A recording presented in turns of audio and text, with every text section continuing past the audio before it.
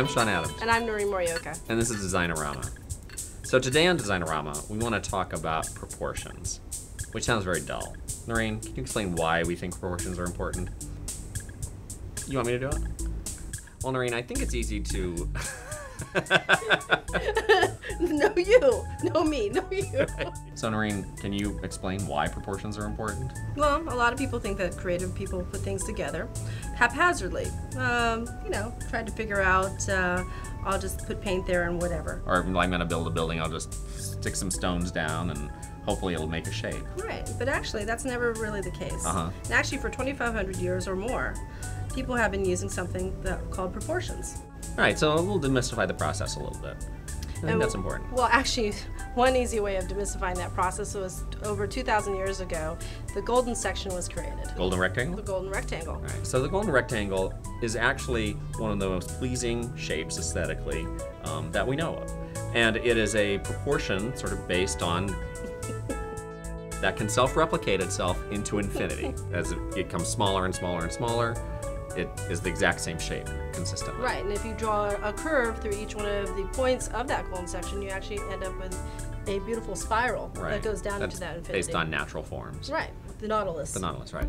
And then if you move on, you could actually say the Parthenon would be a great example of that in architecture, in ancient Greek architecture. That's why it's so beautiful, and why today we look at it and say, that is a beautiful structure. There's just something about it that feels right, and it's that proportion that makes it feel right. And then moving on along, if you go to the Renaissance, you have someone like Leonardo da Vinci. He wanted to take the golden rectangle and see how it replicated itself with human form, which would make someone sort of a cube, wouldn't it? No, it would not. It would make them a very elongated, beautiful shape. And then he took those proportions and put it toward the Mona Lisa.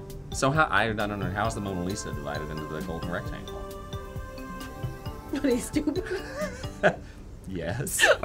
When you're done making faces, we can do that. So from the form of her face to even the structure of her shoulders and even the positioning of herself in the painting. Oh, in the composition, right. In the composition. And it didn't stop there, right? I mean, like, I seem to remember, like, first editions of the Gutenberg Bible were based on that. I can't remember what the guy's name was. I think he was just some, friar dude.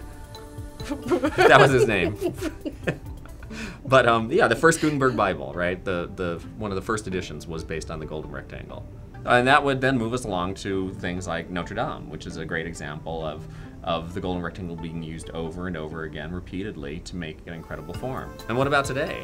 What kind of modern examples do we still use it, or did it just die along in the Renaissance? You know the answer to that. I do. Well, I can think of Le Corbusier and his work with it, and some of his buildings utilizing those forms and playing them out even further, and then that translating to something like the UN building, and it being a series of golden rectangles. Right. So coming full circle, the idea of the creative process being one that's haphazard is not really true. It actually is incredibly planned. It has a great structure underneath it. Right? That usually is wrapped up with some type of emotional value that could be irrational or logical at the same time. And that's what gives it the harmony, as opposed to just being this discordant kind of mess. That you usually make. And then you have to clean it up. Right, and I always do.